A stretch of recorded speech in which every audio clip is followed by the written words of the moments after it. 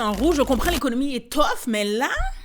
Alors, votre premier ministre François Legault a enfin démissionné. Il t'appelle, dit, écoute chérie, est-ce que tu aurais un 25 000 à me passer?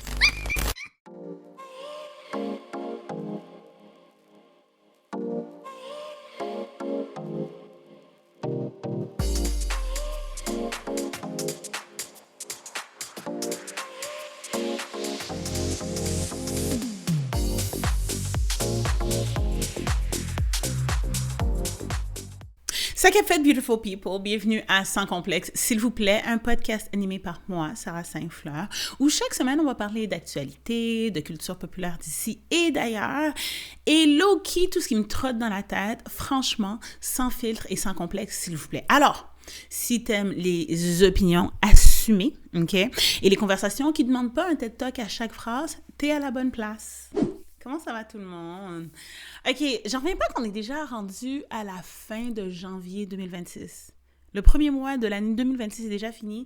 Et je sais pas pour vous, mais moi, personnellement, je rush encore un peu. Je sais pas, j'ai comme un manque de motivation un peu pour l'année 2026. J'ai plein de trucs que j'aimerais faire, mais on dirait que la motivation est pas super lente. Mais les jours passent. Qu'est-ce qui s'est passé cette semaine? Écoute, il faut que je vous montre quelque chose, OK? Parce que le but de faire ce podcast-là, c'est vraiment d'être honnête et de comme c'est une conversation, hein? Et je voudrais avoir votre opinion sur la situation suivante. Cette fin de semaine, j'ai été invitée à souper, puis j'étais le plus un de quelqu'un, OK? Super cool comme ambiance, on s'amuse, on mange, blablabla. Et tu sais, comme je me suis vraiment amusée, là. Et OK, c'était peut-être pas mon style de personne à première vue, comme des personnes super établies, super comme genre... tu sais, comme...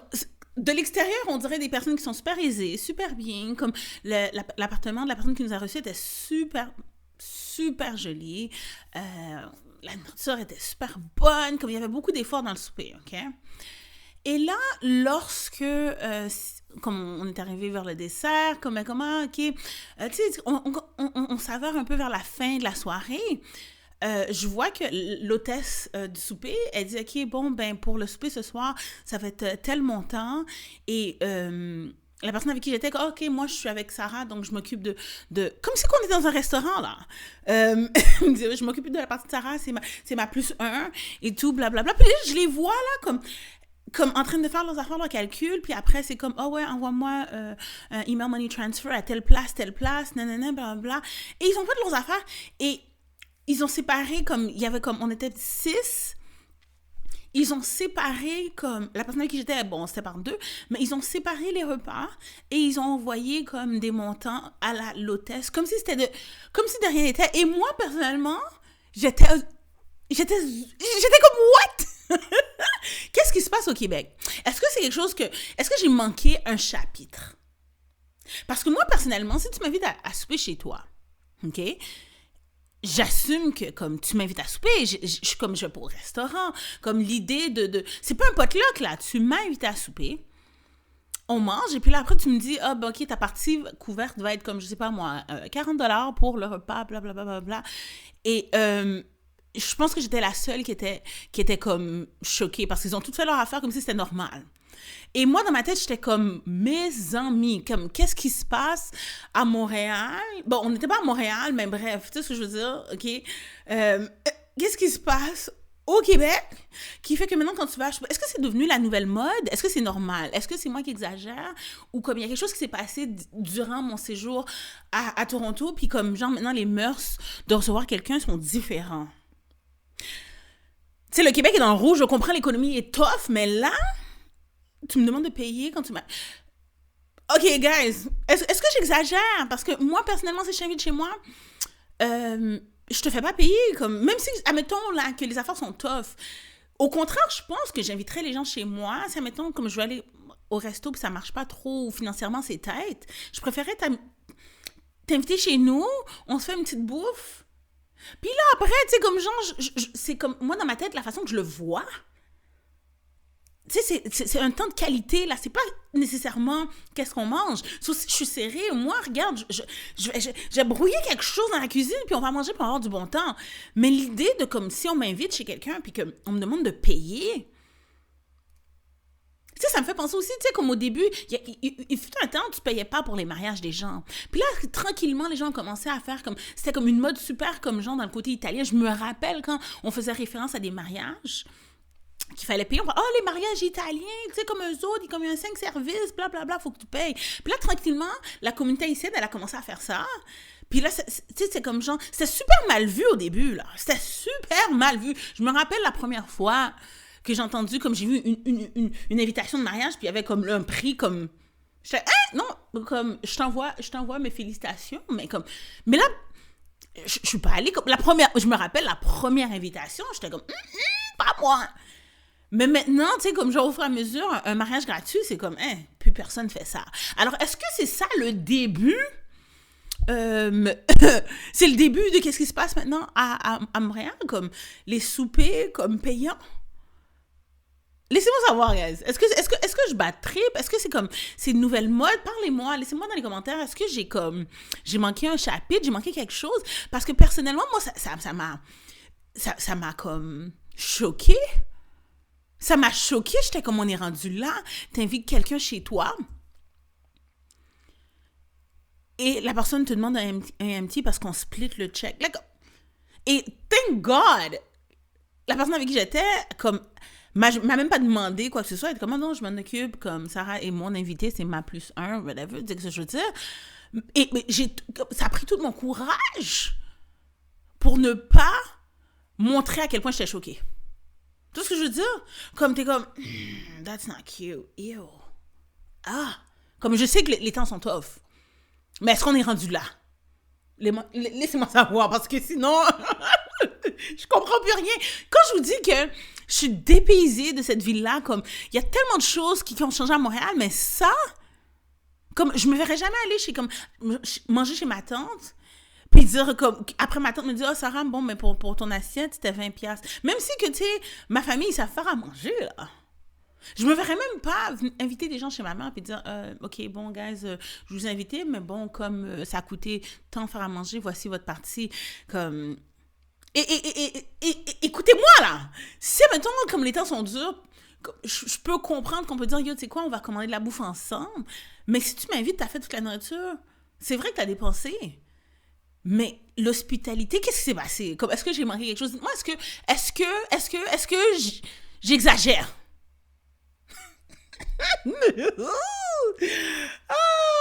La vie, hein?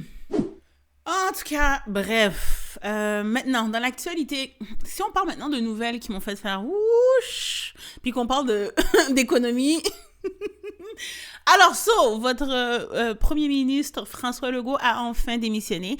Et le pire, c'est que je me rappelle quand il a été élu, moi, je partais. Donc, j'ai techniquement jamais connu c'est quoi une réalité en dessous de François Legault. Alors, quand j'ai vu les nouvelles, puis j'ai vu comment les gens ont réagi, comment enfin, comme il était au pouvoir pendant 11 ans. Alors, qu'est-ce qui s'est passé au Québec tout ce temps-là, pendant que M. François Legault était au pouvoir et qui était super décidé? Premièrement, je vais vous dire, j'étais super étonnée qu'il avait été élu. Okay? Et je pense que c'est le fait que dans le temps, les libéraux étaient vraiment, surtout au niveau provincial, il y avait tellement, je pense, il y avait beaucoup de fraude, il y avait beaucoup de choses qui se passaient. Tout le monde était écœuré des libéraux. Sur la CAQ, c'est comme faufilé. Puis François Legault est arrivé avec sa tronche de nulle part, là. Comme il a littéralement créé un parti, puis il a gagné. Puis 11 ans plus tard, il était encore là. Donc, quand j'ai vu la nouvelle, puis j'ai vu que tout le monde réagissait fort, j'ai dit, laisse-moi aller faire quelques petits Google pour aller voir exactement pourquoi, justement, il a senti le besoin de démissionner. Et, guys, je vais pas vous mentir, je suis un peu choquée, OK, de tout ce qui s'est passé avec François Legault. Puis tu te dis comme, est-ce que les 10 dernières années, comme les Québécois, on dormait au gaz? Parce que moi, personnellement, OK, c'est vrai que, tu sais, il y a toujours l'éventualité de comme, OK, si, admettons, ta popularité, comment le politicien se place dans les sondages et tout, puis Legault, lui, c'était fini, là, comme, tout le monde est comme, on est pauvre, on n'a pas d'argent, puis c'est vrai que l'économie est tough. Je me rappelle, j'avais vu comme une vidéo sur TikTok de M. Legault qui parlait, qui avait une ministre du Parti solidaire qui lui avait posé une question du public, lui demandant comment une femme monoparentale avec une question vraiment comme super bien placée, là. Elle expliquait comme quoi la situation féminine d'une mère monoparentale avec un salaire X. Puis elle demandait à M. Legault, explique-moi comment tu ferais un budget pour un salaire comme ça quand t'as tant d'enfants, t'as un loyer, t'as la nourriture. Et le gars a comme... Sa réponse était vraiment comme, oh mon Dieu, il y a comme un disconnect, hein, comme... Et c'est vrai, ça, comme quand t'es aisé, puis comme t'as pas budgété de quoi depuis longtemps, le concept de calculer tous tes sous, c'est comme... C'est quelque chose, c'est une réalité que tu connais pas, là. Et François Legault a répondu à la question, puis j'étais vraiment comme, yark! Comme là, je comprends pourquoi il est plus populaire et tout, mais je comprends même pas pourquoi, initialement, il avait été élu, OK? Et là, quand j'ai fait mes recherches,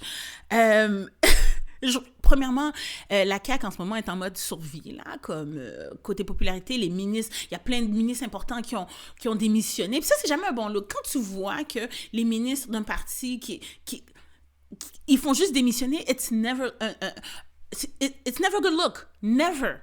Puis lui, il y avait le scandale encore du ministre de la Santé qui avait dit moi, je suis bon, peace out. Ça, je me rappelle, je l'avais vu dans les nouvelles.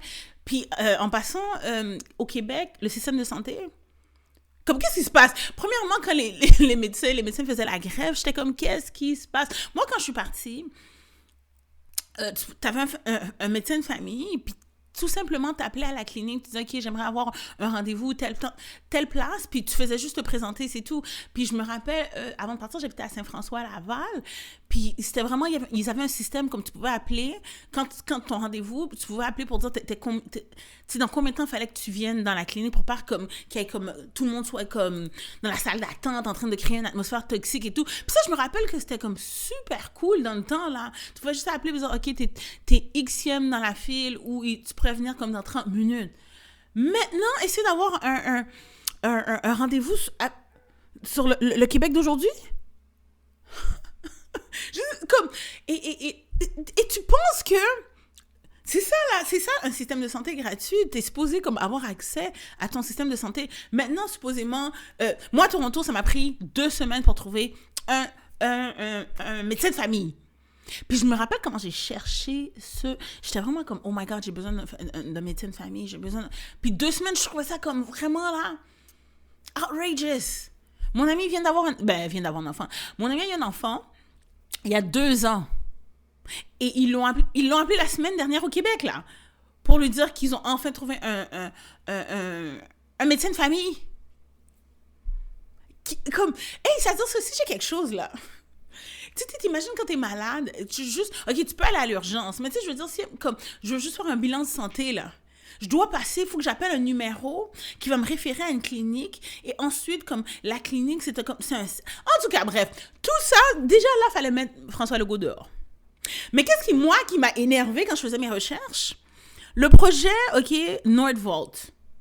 OK? Où est-ce qu'il y a comme des millions et des millions de dollars qui ont été donnés dans un investissement qui a foiré.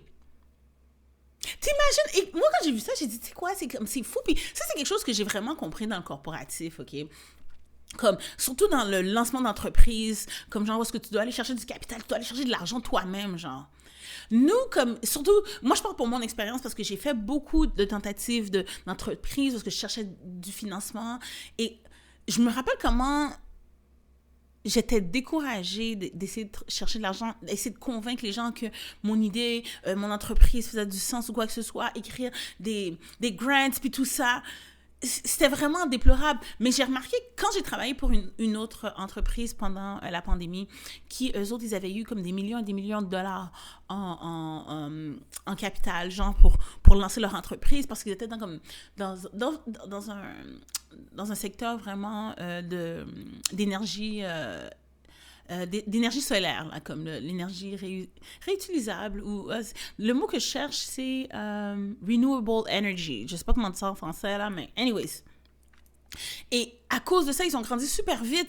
Puis quand tu comprends que certaines entreprises, eux autres, là, leur idée de se lancer en affaires, c'est de prendre l'argent des autres et d'essayer. C'est très, très rare que tu vas voir comme des grosses entreprises qui vont utiliser leur argent personnel.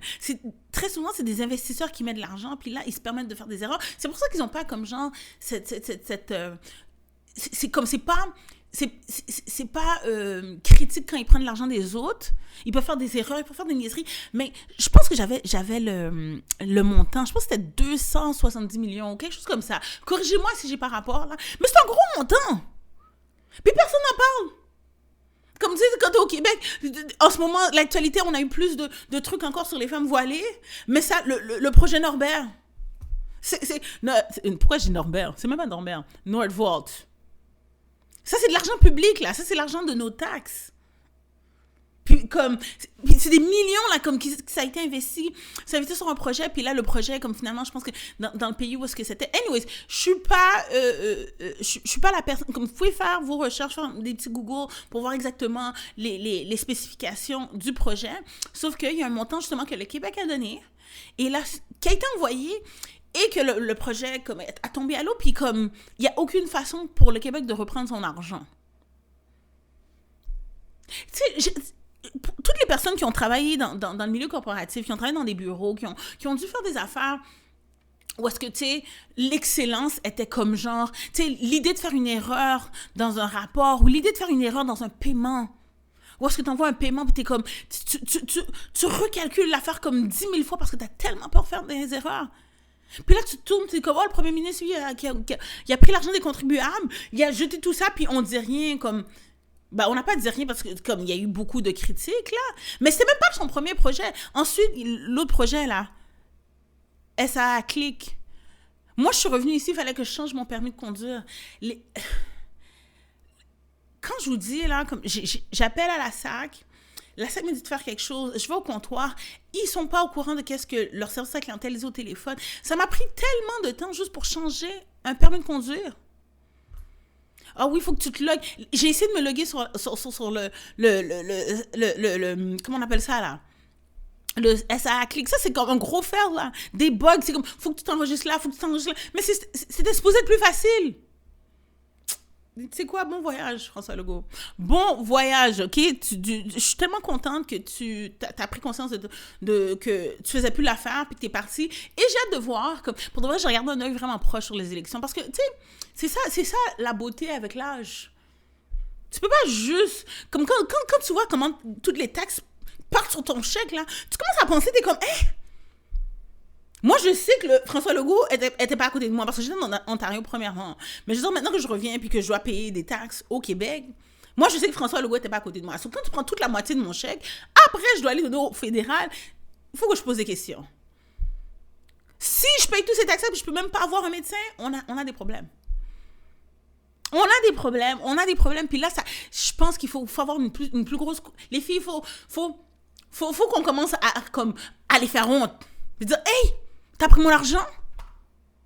Donne-moi des comptes rendus, s'il vous plaît. Les prochaines élections, guys, je vais prendre le temps de regarder chaque candidat. Puis si j'ai le temps, j'envoie des questions, dire, hey! Qu'est-ce que tu vas faire pour moi? Hein? Qu'est-ce que tu vas faire pour ma démographie? Qu'est-ce que tu vas faire pour les femmes comme moi, là, qui travaillent, raidies, qui n'ont pas d'enfants? Qu'est-ce que tu vas faire pour moi? Parce que c'est fini de donner son vote juste parce que, c'est comme ma mère, libéral, tout va être libéral. Non, c'est fini ça. C'est fini. Maintenant, on doit être des voteurs. Des voteurs? Est-ce que ça se dit? Enfin, bref, je sais pas si ça se dit, mais bref, je le dis, OK? On doit faire nos recherches. Dites-moi ce que vous en pensez. Est-ce que vous avez remarqué comme... Je sais que comme l'économie est comme wash en ce moment, mais ça aide pas non plus qu'on a eu un premier ministre qui faisait n'importe quoi avec l'argent, là, comme si t'as des dettes, là, comme le Québec est endetté en ce moment. Et moi, la façon que je vois, je me dis, hey, si le Québec est dans le rouge, qui suis-je pour pas avoir de dettes, moi? Tu vas pas venir courir après moi, tu vas pas venir me faire honte pour des dettes, OK? Arrangez vos affaires avant. Hein, Revenu Québec, tu dois quelque chose. Hey! Le Québec est dans le rouge, moi aussi. Voilà. C'est quoi ça? Dites-moi ce que vous en pensez. Est-ce que j'exagère ou je suis comme un petit peu trop conservatrice?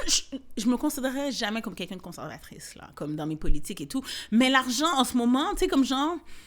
Tu sais, quand l'argent se fait rare, tu commences à calculer un peu plus où est-ce que tu dépenses ton argent. Ah, en tout cas. Alors, pour rester dans la lignée des politiciens bizarres, parce que c'est dans la thématique du Québec est broke, OK? Denis Coderre est au bord de la faillite. Et c'est fou parce que tu sais quoi? On va écouter ce petit vidéo-là. Puis ensuite, on va discuter. OK? Écoutez-moi ça. D'abord avec Andy. Et sur le terrain, avec plaisir, on retrouve Andy et Eve. D'abord avec Andy, Denis Coderre vient de se placer sous la protection de la loi sur la faillite. Et selon les documents publics, Andy, l'ex-maire de Montréal aurait cumulé plus d'1 million de dollars de dettes. C'est ce qu'on peut lire effectivement dans l'article du collègue Martin Jolicoeur dans le Journal de Montréal ce matin. Martin qui se fie notamment, Véronique, à certains documents, des informations obtenues auprès du bureau du surintendant des faillites. Alors, ancien maire de Montréal, celui qui aspirait à devenir jusqu'à tout récemment chef du Parti libéral du Québec. Bon, il y a une autre course en ce moment. Il ne fait pas partie de cette course, M. Coderre, mais il aurait effectivement accumulé pour plus d'1 million de dollars de créances. Il a donc déposé son bilan. On apprend certaines informations lorsqu'on ouvre le Journal de Montréal ce matin. Évidemment, l'argent qu'il doit, c'est assez vaste. Là, vous voyez un tableau apparaître à l'écran avec certains montants qui ont, soit dit en passant, été arrondis là, pour faciliter la compréhension à l'écran. Mais il y a aussi l'homme d'affaires Louis Mascotte de Québec, Salvatore Guerrera de Montréal et la chanteuse d'opéra Sharon Azrieli qui figurent sur la liste des créanciers. Tous seraient en attente de remboursement pour des prêts personnels à M. Coderre de 25 000 chacun. Maintenant, la suite des choses pour M. Coderre, il semble qu'il est accompagné par un groupe, le groupe Serponné de Saint-Léonard à Montréal, un syndic en insolvabilité. Il y aurait une proposition faite aux créanciers, selon ce qu'on peut lire dans l'article de Martin ce matin, le 26 janvier prochain. Une des solutions qui serait sur la table, la proposition, au fait, là, qu'il faudra surveiller ça le 26 janvier, je regardais ça, Véronique, c'est de suggérer à l'ensemble des créanciers, au fait, de se diviser une somme. Cette somme-là, c'est 240 000 laquelle leur sera versée à raison de 4 000 par mois pendant 60 mois. Là, évidemment, il y aura examen de cette proposition-là qui, semble-t-il, et je le répète, sera faite le 26 janvier prochain. Mais l'ancien maire de Montréal, Denis Coderre, qui est au bord de la faillite et qui dépose officiellement son bilan. Très bien, merci Andy.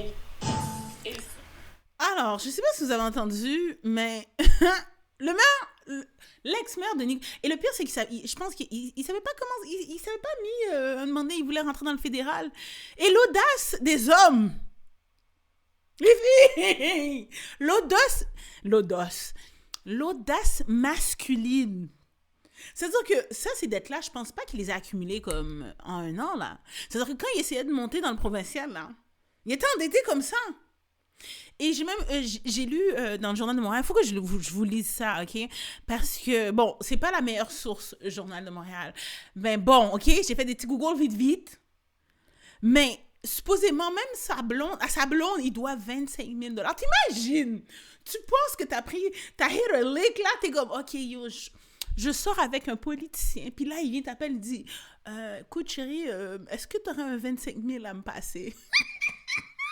Où sont ces gens-là? Parce que moi, personnellement, je suis jamais sortie avec quelqu'un où est-ce que j'ai senti le besoin. Non, même pas le besoin, j'ai senti que j'étais confortable. Comme on était rendu à une place où je peux dire, est-ce que tu peux me passer un petit 25 000? Je dois level up. C'est comme, qu'est-ce que je fais? Oh my God, non, mais sérieux. Comme, t'imagines, comme, Denis Coderre, là, ça c'était le maire des Haïtiens, là, il fut un temps, là, hein, il était maire, là, tous les Haïtiens, Denis Coderre, et tu peux pas gérer l'argent, comment t'as géré le budget de Montréal pendant toutes ces années? Comment tu voulais rentrer dans le fédéral, puis tu peux pas gérer ta propre, c'est comme, hein, puis il a même pas honte. Et malgré qu'il a déjà, il est déjà en train de conclure pour la faillite, le titre dans le journal, il est au bord de la faillite. Qu'est-ce qu'il faut pour être dans la faillite? Si tu dois tout ça, guys, je vais vous dire exactement, je l'avais mis quelque part, là, attendez maintenant, tous ces créanciers, parce que non seulement ils ont fait une liste de tous ces créanciers, mais t'es comme, c'est pas des petits montants, là. Puis, OK, ces gens-là, clairement, ils sont dans une autre braquette qu'on parle de taxes et de revenus, OK? Tu sais, des politiciens comme... Tu sais, c'est pas les petits pauvres comme nous, là. C'est ce que je veux dire. Ça, c'est des cercles de gens comme qui sont supposés être comme... Qui sont supposés être bien, là.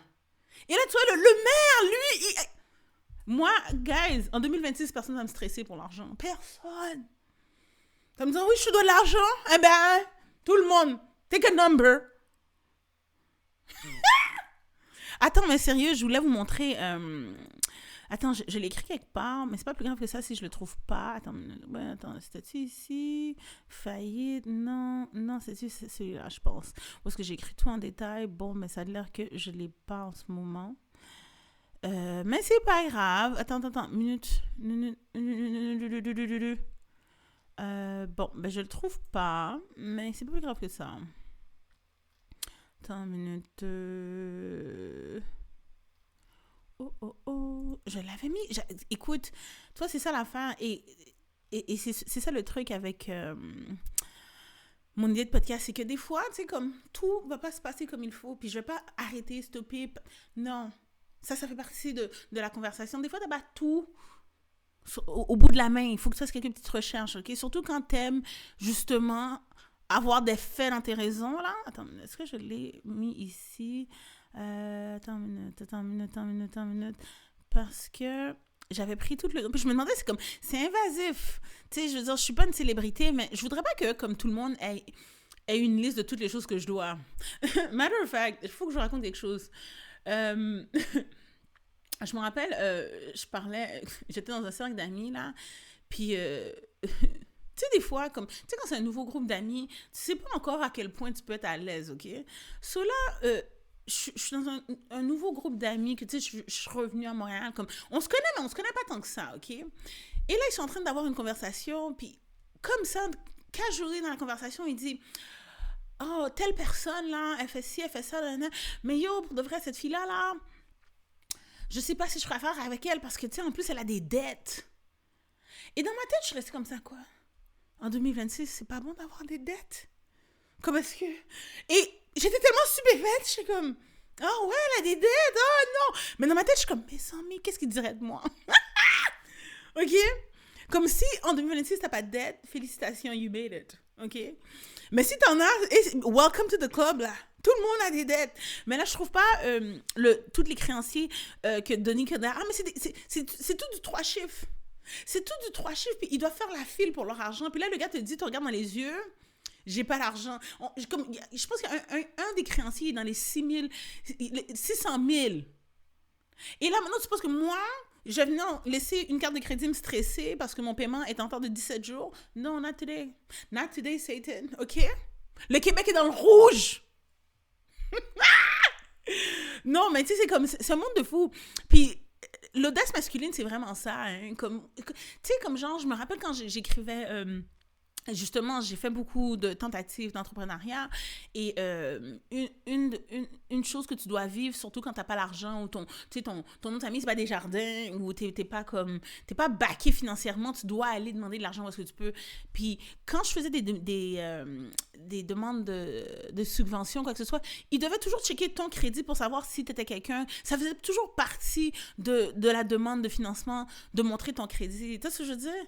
L'hypocrisie de la personne qui essaye, qui a un rêve, faut qu'elle soit... Mais très souvent, OK, les personnes qui sont entrepreneurs, les petits entrepreneurs, on se met dans des dettes parce qu'on n'a pas l'argent, on n'a pas le cash flow direct. So, tu prends ta carte de crédit, tu mises sur toi, OK, dans ta tête, tu vas avec l'idéal que ça va marcher.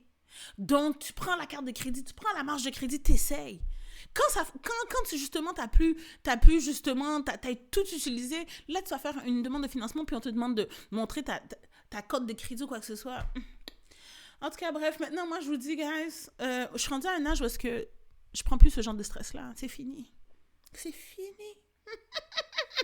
Shout out à Denis Coderre, OK? Shout out à Denis Coderre qui est en faillite.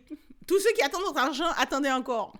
Et le pire, c'est que je serais même pas étonnée de le voir, d'essayer de rentrer dans quoi que ce soit bientôt ou d'essayer de se réinventer.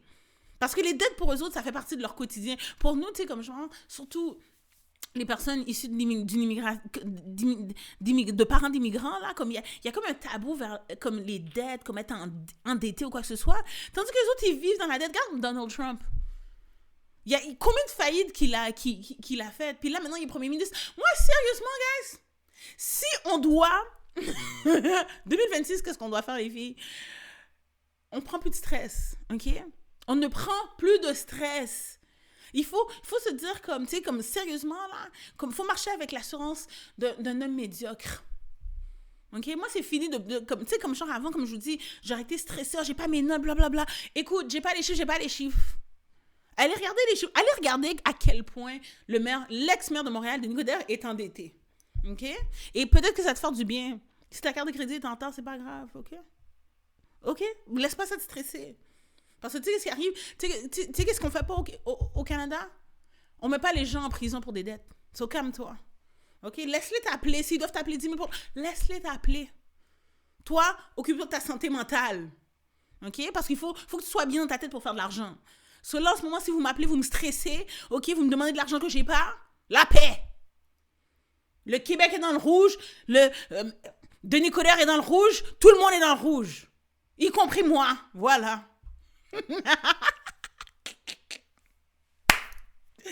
Guys, respirez, man. Y a rien, nothing is that serious, OK? Y a rien. Faut rien prendre trop au sérieux parce que tu sais quoi? Tu sais qu'est-ce qui tue?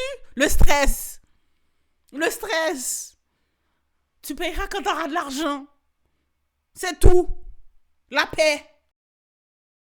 Je veux pas que vous pensez que dans toutes les blagues que je fais, là, je suis très, très, très, très, très, très, très consciente que l'argent est un mal nécessaire, OK?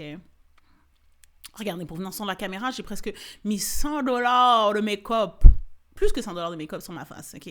Parce que la vanité, c'est un supplice que j'aime. Tu vois ce que je veux dire? Alors, je suis pas conne dans l'idée de me dire que, on n'a pas besoin d'argent ou de pas prendre ça sérieusement. Sauf que, tu sais, comme l'argent change la réalité des gens.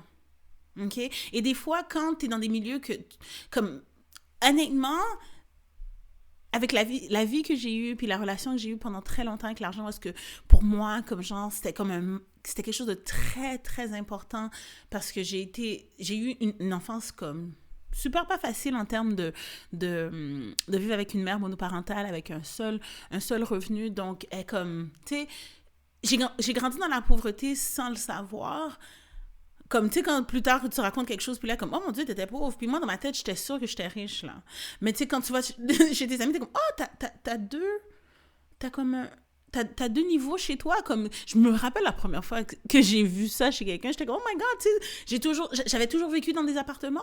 Donc, quand la première fois que je suis allée chez une amie, puis je suis comme, oh my God, il y a 2 étages et un sous-sol droit, oh my God. So, tu le sais pas, ta réalité, tant et si longtemps que tu la compares pas. Et l'argent, c'est vraiment ça. C'est comme, ça fait pas le bonheur, sauf que ça aide. Tu sais, avec l'argent, il y a le pouvoir qui vient avec ça. Et tu sais, comme c'est fou, comme certaines personnes qui vont comme profiter de comme l'allure d'avoir de l'argent, tout d'un coup, il y a un respect qui vient avec ça. C'est pour ça que je pense aussi, comme, tu sais, les personnes de la communauté noire, on est beaucoup plus consommateurs que producteurs, parce qu'on aime comme montrer aux gens que, tu sais, puis ça vient vraiment...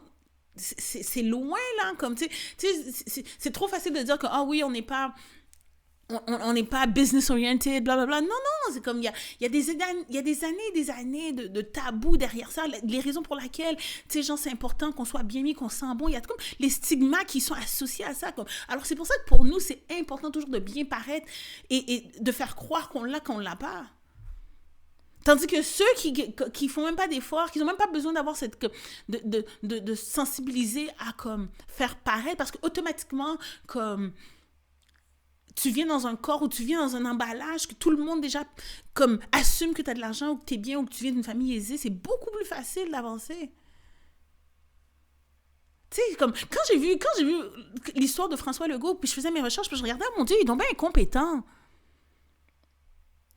Et s'il y a une chose qu'on doit apprendre, parce que, tu sais, des fois, il faut comprendre, si tu dis, mine de rien, il était quand même au pouvoir pendant 11 ans, il a fait 10 ou 11 ans, il a quand même fait quelque chose de bon. Alors, c'est quoi exactement qui a fait qu'il a permis de rouler sa bosse comme ça, malgré tous ses échecs? Trop souvent, nous les femmes, on a peur d'essayer parce qu'on se dit qu'on va pas être assez parfaite, on va pas être ci, on va pas être ça. Puis t'as peur, là, tu restes dans... En tout cas, moi, je parle pour moi. Tu sais, quand je veux faire un projet, je suis quelqu'un qui va rester dans le stade de l'analyse pendant des heures, des semaines, des mois, juste pour m'assurer que comme je fais pas d'erreur. Et ça, c'est parce que justement, mon expérience personnelle, lorsque je fais une erreur, c'est comme... C'était catastrophique, là. Des affaires où est-ce que, tu sais, je rentre chez moi, je vais me coucher, puis je pleure toute la nuit, genre. Et là, tu vas lire d'autres choses, puis t'es comme, oh my God. Nos dirigeants, c'est tous des incompétents. Regardez qu'est-ce qui se passe aux États-Unis. Regardez qui est à la tête des États-Unis. Quelqu'un qui a eu un prêt d'1 million de dollars de son père et qui a quand même fait faillite 1 million de fois. Alors, qui suis-je, moi, pour essayer d'être parfaite à chaque... Non! Non, merci! Je vais essayer comme...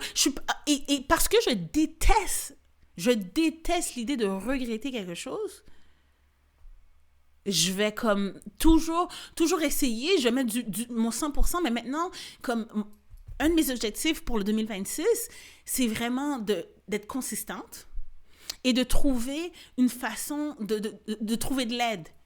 Je dois être mentalement correcte à demander de l'aide. Parce que tout le monde en ce moment rush. J'ai pas, believe it or not, j'ai pas $1 million dans mon compte de banque, OK? Les affaires sont tough. Mais je suis pas le genre qui va venir sur Internet et raconter ma vie. Hey! Ça comme... Non, chérie. Mais la fille, elle rush. Hein? Comme des incompétents. Comme je te jure, les gens qui sont au pouvoir, c'est des incompétents. Tu rentres dans des entreprises, tu penses que, tu sais, comme tu as fait comme peut-être 10 000 entrevues pour rentrer dans une entreprise, juste pour voir que la personne te demande comment imprimer un PDF. C'est la réalité dans laquelle on vit. Je sais pas pour vous, mais moi, tu sais, comme genre, une chose qui m'écœure beaucoup, c'est que, parce qu'il y a un manque clair de représentation au Québec, je consomme beaucoup de contenu anglophone, je consomme beaucoup de contenu américain, puis la réalité, des fois, je suis comme, c'est pas la mienne. Mais c'est pas loin! C'est pas loin! Et est-ce que je vais être la fille qui parle tout le temps, 24 heures sur 24, sur « Ah, pourquoi c'est pas juste pour nous? » Non! On va faire avec les moyens du bord. Puis je vais prendre des exemples comme ça, d'hommes, 6 hommes blancs incompétents qui sont au pouvoir pendant 10 ans puis on dit rien. Alors s'il vous plaît, laissez-moi tranquille, laissez-moi essayer en paix. Laissez-moi foirer en paix. Pendant longtemps, j'avais comme une honte pour toutes les entreprises parce que j'ai tellement essayé de me lancer en entreprise plein de fois avec mon argent personnel. J'ai perdu beaucoup d'argent comme en essayant des entreprises ou quoi que ce soit, puis où je manquais de souffle. Et des fois, tu sais, comme genre, quand tu sais, beaucoup de personnes ont peur d'essayer parce qu'ils ont peur d'échouer. C'est pas facile d'échouer, là. Je comprends quand quelqu'un a peur d'essayer. Je suis pas faite de même. Parce que moi, j'ai calé, il faut que j'essaye. Mais je comprends quand quelqu'un a une peur d'essayer. Parce que c'est pas facile de se ramasser la petite cuillère à chaque fois. Je vous l'ai dit dans l'épisode précédent, quand je suis revenue à Montréal, c'était comme tough, là. Tu sais, je suis grande et grosse, mais je me sentais petite de même. Petite de même, puis des fois, t'es comme, tu sais, t'essayes, puis t'es comme, mais j'ai rien, je suis pas où est-ce que je devrais être, de la merde, tout le monde essaye, tout le monde a leurs problèmes, là. Et t'es pas mieux qu'une autre pour pas avoir des épreuves, puis pas... Donne-toi une chance. Parce que les autres, ils ont de l'argent, puis ils foirent. T'imagines-toi qu'il n'y a pas d'argent ou qu'il n'y a pas d'opportunité? C'est correct. Cette année, comme je vais vraiment, moi, pour de vrai, là, ma consistante, mais j'ai aussi me donner une grâce. Me rappeler que j'ai fait beaucoup de choses. Ça n'a peut-être pas marché, mais j'ai tout essayé. Ben, pas tout, là, parce que je suis pas, tu sais, je suis pas, c'est pas fini, là. Mais je veux dire, comme quand je regarde des affaires comme ça, François Legault, Denis Coderre, le pouvoir, l'argent, comme, tu sais, faut arrêter de niaiser, là. l'argent ou l'accès à des fonds va comme vraiment affecter ta vie, là. Puis tu sais, surtout quand tu es dans une classe sociale où est-ce que t'as pas le choix de travailler. C'est pas de faire le même, tu as travaillé pour enrichir quelqu'un d'autre, mais t'as pas le choix. Mais dis-toi que si tu veux réellement te consacrer à ce que t'aimes ou qui préfère l'autre, tu peux pas donner tout ton temps à quelqu'un d'autre. Mais ça, personne ne veut le dire. Puis là, quand tu fais tes recherches, tu remarques que les gens, ils utilisent l'argent des investisseurs pour essayer. Les filles, il faut qu'on essaye 2026, on n'y est plus. Bon. Je pense que j'ai assez parlé, OK, pour le premier épisode. Écoutez, le Québec est dans le rouge. Tout le monde est broke. Mais on est en vie. OK? Alors, je veux pas que vous quittez cet épisode-là avec une petite déprime, parce que c'est pas ça le but. OK? Si le Québec... La leçon de ce soir... ce jour, je ne sais pas quand est-ce que vous allez écouter cet épisode-là, c'est que le Québec est dans le rouge. Alors, si le Québec est dans le rouge, qui suis-je pour ne pas être dans le rouge? Je répète, je vais recommencer ça parce qu'on dirait que j'ai besoin que ça glisse. Alors, si le Québec est dans le rouge, qui suis-je pour ne pas avoir de dette? Guys, alors c'était tout pour le premier épisode de Sans complexe, s'il vous plaît. Je serai là chaque semaine, ok, avec un nouvel épisode. Et un gros merci, si vous êtes encore là en train d'écouter, un gros merci, je vous apprécie. Et on va se voir la semaine prochaine, j'ai un autre épisode, on va parler de c'est quoi être québécoise en 2026, ok? Alors, sur ce, un gros merci. Si vous aimez l'épisode, parlez-en à vos amis, OK? On a une petite place maintenant, sans complexe, s'il vous plaît, pour les femmes racisées du Québec, OK? OK, de la représentation pour les femmes, middle age and up, là, tu sais ce que je veux dire? Moi, je suis pas une Gen Z, je suis une millennium assumée. OK? Millennial? Comment on dit millennial en français? Millennial, bref. OK? There's a new chief in town, OK? Puis c'est moi, Sarah Saint-Fleur. Alors, merci d'avoir écouté et on se voit la semaine prochaine. Bye!